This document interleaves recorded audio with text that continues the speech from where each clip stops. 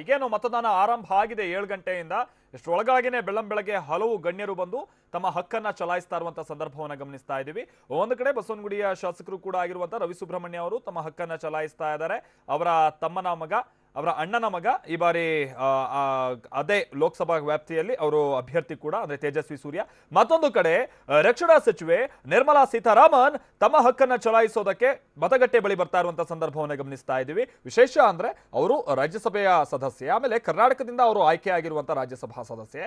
ಈ ಕಾರಣದಿಂದಾಗಿ ಅವರು ಕರ್ನಾಟಕದಲ್ಲಿ ಈ ಬಾರಿ ತಮ್ಮ ಹಕ್ಕನ್ನ ಚಲಾವಣೆ ಮಾಡ್ತಾ ಇದ್ದಾರೆ. ಬೆಂಗಳೂರಿನ ಜಯನಗರ ವ್ಯಾಪ್ತಿಯಲ್ಲಿ ಅವರು ತಮ್ಮ ಹಕ್ಕನ್ನ ಚಲಾವಣೆ ಮಾಡ್ತಾ ಇರುವಂತಹ ಸಂದರ್ಭವನ್ನ ಗಮನಿಸ್ತಾ ಇದ್ವಿ ನಾವಿಲ್ಲಿ. ನಿರ್ಮಲಾ ಸೀತಾರಾಮನ್ ಅವರು ತಮ್ಮ ಹಕ್ಕನ್ನ ಚಲಾವಣೆ ಮಾಡುವಂತ ನಿಟ್ಟಲ್ಲಿ ಜಯನಗರದ ಮತಗಟ್ಟೆ ಕೇಂದ್ರದ ಬಳಿ ಬರ್ತಾ ಇದ್ದಾರೆ. ಅವರು ನೋಡ್ತಾ ಇದೀವಿ ನಾವಿಲ್ಲಿ. ಆಮೇಲೆ ಜಯನಗರ ಬೆಂಗಳೂರು ದಕ್ಷಿಣ ಲೋಕಸಭಾ ಕ್ಷೇತ್ರದ ವ್ಯಾಪ್ತಿಗೆ ಒಳಪಡುವಂತಹ ಕ್ಷೇತ್ರವೂ ಕೂಡ ಹೌದು. ಅಲ್ಲಿ ಅವರು ಮತದಾನ ಮಾಡುವಂತ ನಿಟ್ಟಿನಲ್ಲಿ ಬರ್ತಾ ಇರುವಂತಹ ಸಂದರ್ಭವನ್ನು ಗಮನಿಸ್ತಾ ಇದೀವಿ ನಾವಿಲ್ಲಿ.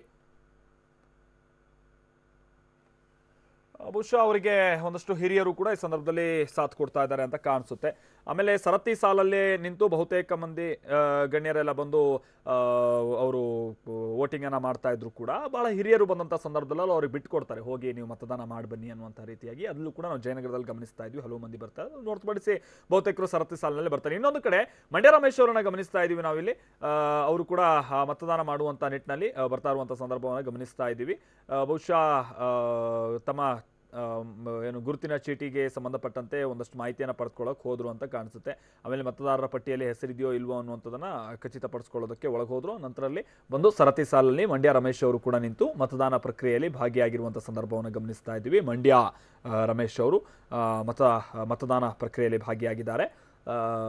ಹೀಗೆ ಸಿನಿಮಾಗೆ ಸಂಬಂಧಪಟ್ಟಂಥವ್ರು, ಅಂದರೆ ಚಿತ್ರರಂಗಕ್ಕೆ ಸಂಬಂಧಪಟ್ಟಂಥ ಕಲಾವಿದರು ಕೂಡ ಸೇರಿದಂತೆ ರಾಜಕೀಯಕ್ಕೆ ಸಂಬಂಧಪಟ್ಟಂಥ ಗಣ್ಯರು, ಸಮಾಜ ಸೇವೆಯಲ್ಲಿ ತೊಡಗಿಸಿಕೊಂಡಿರುವಂಥ ಬಹುತೇಕರ ಮಂದಿ ಹಿರಿಯರು ನಾವಲ್ಲಿ ನೋಡ್ತಾ ಇದ್ದೀವಿ. ಪಾಪ ಇಲ್ಲೊಬ್ರು ವೃದ್ಧೆಯನ್ನು ಗಮನಿಸ್ತಾ ಇದ್ದೀವಿ. ಬಹಳ ಓಡಾಡೋದಕ್ಕೂ ಕೂಡ ಬಹಳ ಕಷ್ಟಪಡ್ತಾ ಇದ್ದಾರೆ. ಅವರು ಕೂಡ ನಾವು ಗಮನಿಸ್ತಾ ಇದ್ದೀವಿ, ಓಡಾಡೋದಕ್ಕೂ ಕೂಡ ಕಷ್ಟಪಡ್ತಾ ಇದ್ದಾರೆ. ಪಕ್ಕದಲ್ಲಿ ಅವರಿಗೆ ಮತ್ತೋರ್ವರು ಆಸರೆಯಾಗಿದ್ದಾರೆ. ಆದರೂ ಕೂಡ ಅವರಲ್ಲಿರುವಂಥ ಹುಮ್ಮಸ್ಸು ಒಂದೇ, ಅದು ತಾನು ಮತದಾನ ಮಾಡಬೇಕು ಅನ್ನುವಂಥ ನಿಟ್ಟಿನಲ್ಲಿ ಅವರು ಮತಗಟ್ಟೆ ಕಡೆಗೆ ಬರ್ತಾ ಇರುವಂಥ ಸಂದರ್ಭವನ್ನು ಗಮನಿಸ್ತಾ ಇದ್ವಿ. ಸ್ವಲ್ಪ ಹೊತ್ತಿನ ಮುಂಚೆ ನಾವು ಗಮನಿಸ್ತಾ ಇದ್ವಿ, ಹಿರಿಯರೊಬ್ರು ವೀಲ್ ಚೇರ್ನಲ್ಲಿ ಬಂದು ಮತದಾನ ಮಾಡ್ತಾ ಇದ್ದಂಥ ಸಂದರ್ಭವನ್ನು ಗಮನಿಸ್ತಾ ಇದ್ವಿ ನಾವು.